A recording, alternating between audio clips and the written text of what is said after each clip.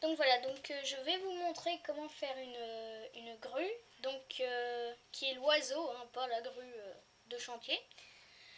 Donc pour ça, il va vous falloir une feuille carrée de n'importe quelle taille, pas trop petit, sinon bah voilà quoi, vous n'arriverez pas à la faire. Donc pour commencer, vous allez plier votre feuille carrée en deux, voilà comme ça.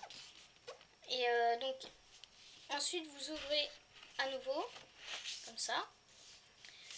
Et ensuite, vous prenez ces deux coins-là, ici, et là, et vous les alignez comme ça.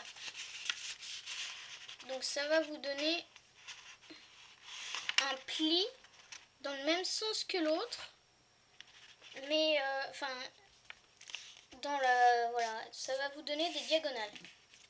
Une croix au milieu de votre carré. Donc voilà. Donc, si je prends un stylo, vous avez une croix comme ça qui se forme au milieu de votre feuille. Voilà, donc normalement vous devrez avoir une croix comme ça qui va se former au milieu de votre feuille. Et donc vous pouvez plier, voilà, comme ça. Alors ensuite, ce qu'on va faire, c'est qu'on va retourner cette feuille. Et ensuite, on va prendre les deux traits là, ici, là et là. Et on va les rejoindre, comme ceci. Voilà. Et donc, quand on a fait ça, normalement, si vous avez retourné, vous verrez la moitié de la croix apparaître. Et donc maintenant, on peut prendre, donc on ouvre à nouveau, pardon. Voilà, et ensuite on fait la même chose, mais avec les deux autres côtés. Donc pour former une autre croix. Donc avant c'était plutôt un multiplié, et là ça va être plutôt une addition. Donc vous pouvez utiliser toutes sortes de matériaux pour bien faire vos plis. Donc ce que je vous conseille d'utiliser aussi, donc c'est un stylo pour pouvoir marquer vos plis. Donc maintenant qu'on a bien marqué nos plis, on peut rouvrir. Et ensuite, donc normalement on devrait avoir cette croix là qui se forme et qui est à l'intérieur. Donc ce qu'on va faire, c'est que là, si on fait comme ça, ça va nous donner une sorte de pyramide. Donc ce qu'on va faire, c'est qu'on va retourner la croix pour qu'elle soit à l'extérieur, comme ça. Et ensuite là maintenant, on va pouvoir former une sorte de diamant. Donc ça fait des plis partout, je sais pas pourquoi. Donc voilà. Donc vous allez avoir à peu près quelque chose comme ça. Avec la croix au bout. Voilà. Voilà, donc vous allez avoir ça. Donc maintenant vous étalez, vous aplatissez comme ça. Et donc alors maintenant ce qu'on va faire, c'est qu'on va prendre ce côté-là, là, et on va plier. Je prends pas le bon stylo, ça peut le faire. Donc on va plier ce point-là, là, ici, pour le mettre sur cette ligne-là, là. Comme ça. Donc ça va donner ça.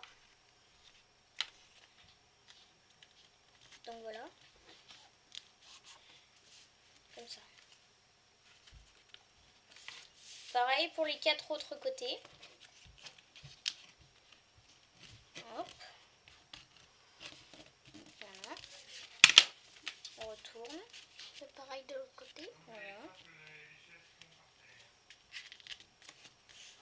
On plie comme ça. Donc je vous rappelle, c'est pour faire un oiseau. Donc on va pas faire la grue. Voilà. Donc alors maintenant on retourne à notre point de départ. Donc comme ça.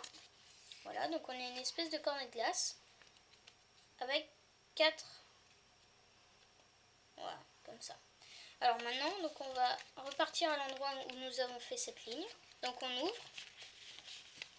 Et ensuite, donc là, on va pouvoir prendre ce pic là et le replier à l'intérieur comme ça. Vous n'êtes pas obligé de le faire, mais c'est une façon plus facile de le faire, voilà, pour s'aider. Et donc quand on plie, voilà, des deux côtés. Et donc ensuite, on va prendre donc ce pli-là, là, et le relever, comme ça. Donc si ça, normalement, si vous le relevez assez loin, ça devrait se replier tout seul. C'est une des parties les plus dures. Voilà, donc c'est une des parties les plus dures de l'origami, si comme vous il ratez, dit. vous pouvez recommencer. Vous pouvez Voilà. dire que vous êtes Donc, nul, mais en toute façon, vous avez ça. Pas tout le monde y arrive du premier coup. Voilà, vous avez ça. Et donc là, on a toujours ça. Donc maintenant, on va faire la même chose de l'autre côté. On plie. On ouvre. Et normalement, si tout va bien, hop là, voilà, c'est bon. Alors, maintenant, vous avez une sorte de truc. Une sorte de truc qui ressemble un peu à un... Voilà, donc avec deux jambes. Canoë. Enfin bref, c'est tout ce que Voilà. vous voulez. Donc vous avez un grand bec et deux jambes. Alors, donc ça va nous faire les ailes. L'espèce de grand bec. Ça va faire le dos de notre grue. Voilà. Donc alors ça va nous faire le cou et la queue. Donc maintenant, ce qu'on va faire, c'est que on va établir un peu notre... voilà. Donc comme ça. Et pour la queue, on va faire comme ça. Voilà. Donc ça va nous donner ça. Mais là, c'est pas fini. Donc ce qu'on va faire, c'est qu'on va le replier de l'autre côté.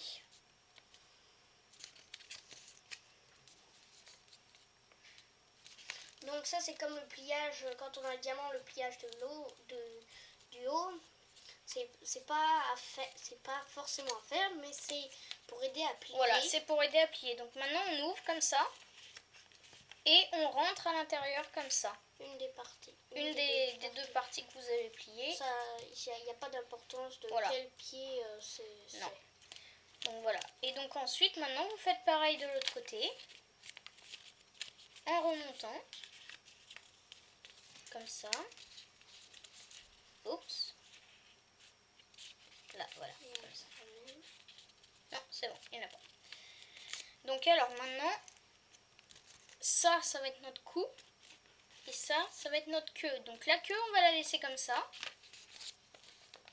Voilà. Donc ce qui est important aussi, c'est que quand vous marquez vos plis, par exemple ici ou ici, c'est d'utiliser un crayon de papier. Comme ça, après, vous pouvez les enlever.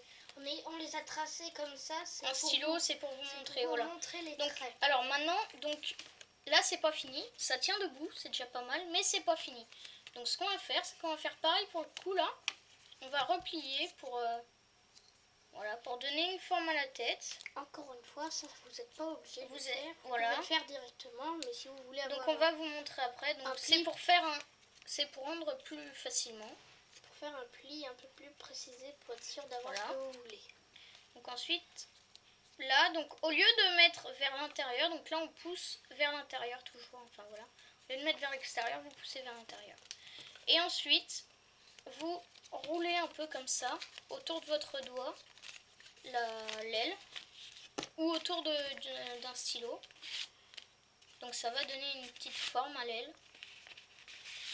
Voilà, donc vous pouvez le faire de l'autre côté.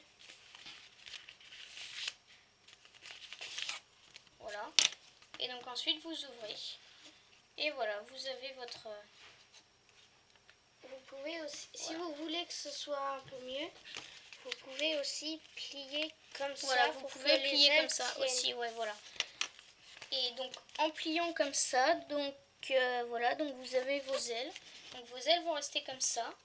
Et donc elles vont rester en l'air. Et après, pour poser votre oiseau, donc vous n'avez plus qu'à ouvrir les jambes qui sont là. Pas trop, parce que sinon la queue va s'aplatir. Ou la tête. Voilà, et la tête d'ailleurs, mais vous l'ouvrez, voilà.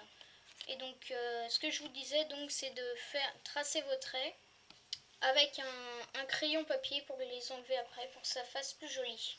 Et voilà.